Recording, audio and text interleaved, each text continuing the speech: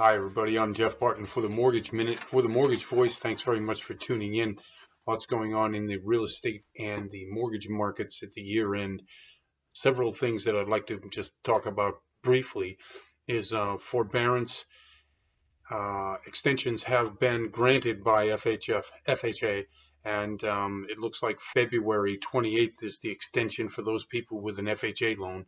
The extensions on the Freddie Mac and Fannie Mae product has yet to be extended beyond January 31st. So those are the two extensions that we've got looking forward to. And people who watch this and want to know more about what's going on with Fannie Mae, Freddie Mac, their exit from GSE, oversight by FHFA, that is all happening too. I'm not sure it's going to happen prior to the end of the year, but certainly when the Biden administration gets in, and yes, Biden administration will take over, it looks like Janet Yellen as well as Jerome Powell will be deeply immersed in trying to figure out the best way to both capitalize Fannie Mae and Freddie Mac and to be able to have them exit properly from conservatorship of FHFA.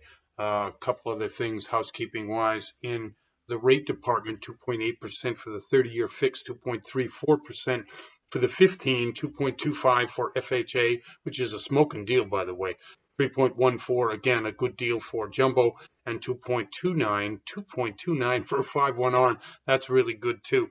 The 10-year treasury is 0.91, almost at 1 point. We're going to see that test the 1 point, i.e. if you want to buy mortgage-backed securities, and most people can't buy them, but it is a benchmark to where the rates are going.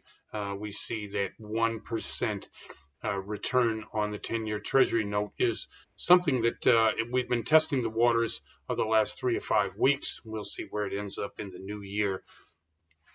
I watched a lot of videos on Housing Wire as well as some other channels about what's going on with the affordability index and how people are bearing up during the forbearance problems that people who have lost their jobs during the coronavirus and how that's going to affect the market. I know there are a lot of people out there who are looking at the mortgage market and wondering, okay, if the mortgages are so low and I still can't get a house, what's the point?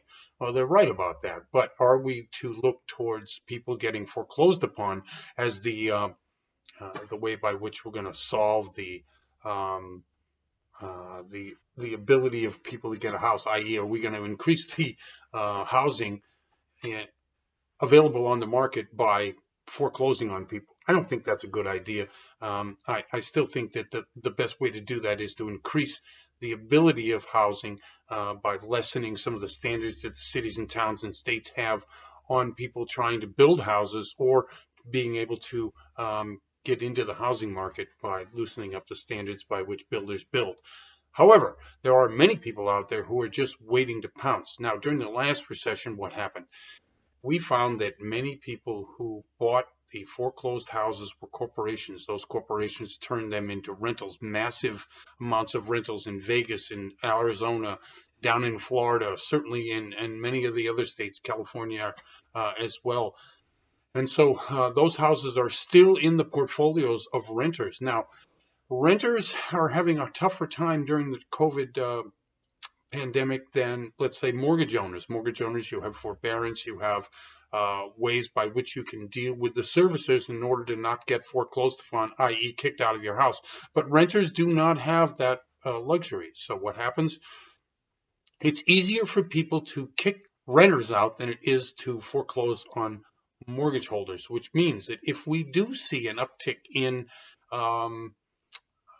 people getting kicked out of their homes now and large corporations coming in and buying those homes, that's a problem. It's a problem because we will have less ability for people to buy a home because there'll be less homes on the market. These are things to watch for, and I don't know if we need to legislate it as much as we need to make the ability of an individual homeowner have as I said, the ability to purchase that home, which means more down payment assistance, more ability to be able to expand the credit, not tighten the credit from lenders who are out there looking at borrowers who are looking to buy a home.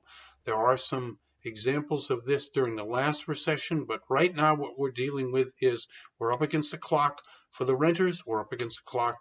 As I said, a little bit extension for January on FHA, FHA to February, and Freddie Mac and Fannie Mae in January. There are solutions to the housing crisis. There are solutions to affordability. However, currently we don't have the will by which to make these things happen, because most people see it as a gift to things that they cannot yet afford themselves. Anyway, I'm Jeff Barton, your voice here in the mortgage industry, and certainly for the Mortgage Minute. Oh, by the way, you can see this show on YouTube. You can see it on LinkedIn, on Facebook, and we have a radio show that we do once a week. And we really appreciate your support. Thanks. We'll see you soon.